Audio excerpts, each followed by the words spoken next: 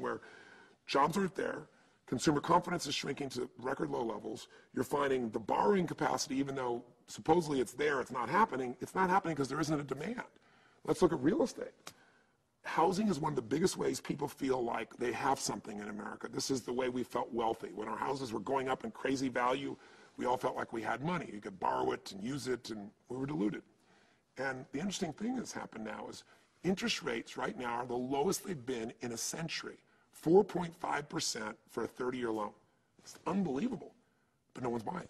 No one's buying houses because we've all seen what's happened. Everybody's trying to hang on to money. Everybody's thinking this game is not over. Right now, banks are selling more homes than home builders. I mean, a lot of them are hanging on to things and not even foreclosing fully yet because they don't want to flood the market and have the value of prices come down even further. And yet, ARM rates, those adjustable rate mortgages, they need to be adjusted, many of them, over the summer and this next fall, and that's going to probably create more foreclosures, more than likely, unless the bankers figure out how to not let those rates adjust accordingly or make some adjustment. Any way you'll slice it, we're seeing a big drop. We've seen a 68% drop just since 2005 in the number of new mortgages that are being offered. And last month, again, in spite of 4.5% rate, the lowest rate you could buy your house for a 30-year rate in the last century, do you know what's happened? We've seen a drop in the number of new mortgage applications down to levels of 1996, December of 1996. I mean, if you're a realtor, you're probably pretty freaked out right now. My point is, the spending's not going to be there. Part of what's happened is the stimulus package, the tax, credit that people are getting as first-time buyers is gone, and the market is starting to slow back down again, and that's going to affect everyone in every different way.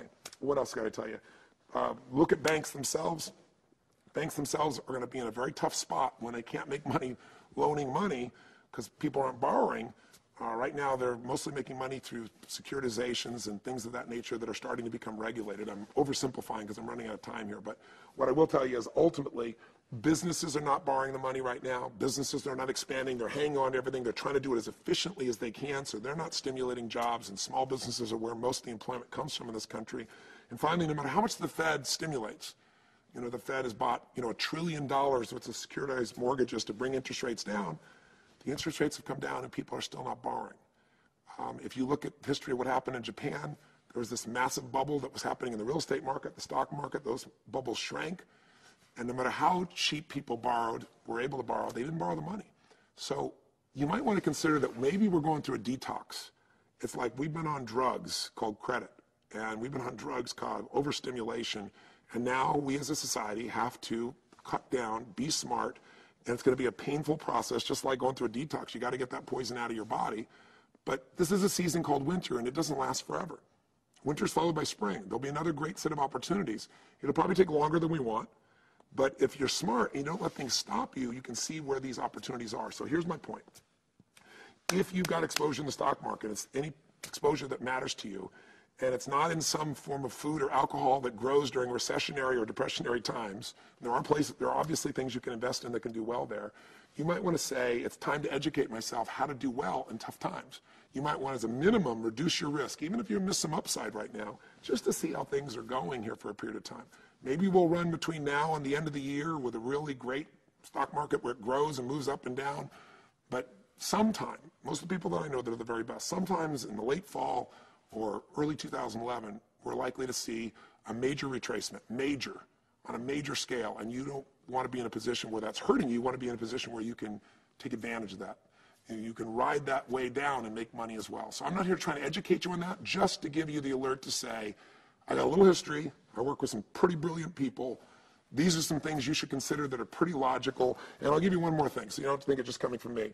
Bernanke, the chairman of the Fed, who has been talking pretty much as rosy as he could, said these things last week. Number one, this is the worst labor market since the Great Depression. That's Bernanke. On housing, the market remains weak with the overhang of vacant and foreclosed housing weighing on home prices and construction.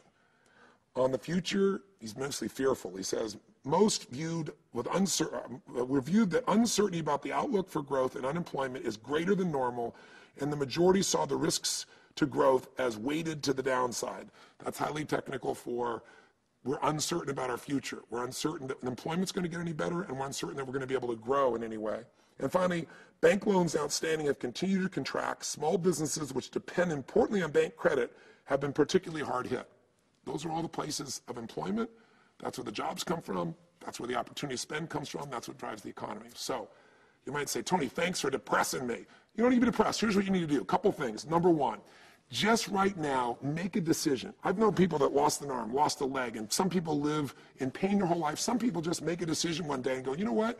I'm going to find a way to take advantage of the cards that were dealt me. So get smart is step one. Get smart, know what season we're in. We're in winter.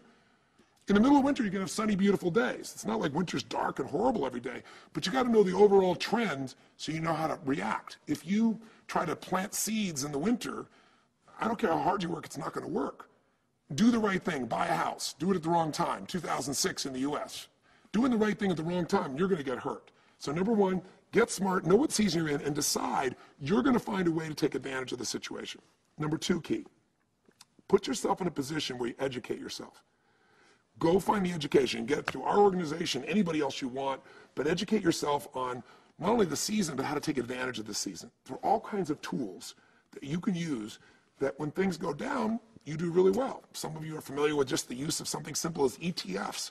You need to be educated. You need to know what you're doing. You don't need to do something. If you don't know what you're doing, don't do anything. Just get yourself out and get liquid and get secure and protect yourself.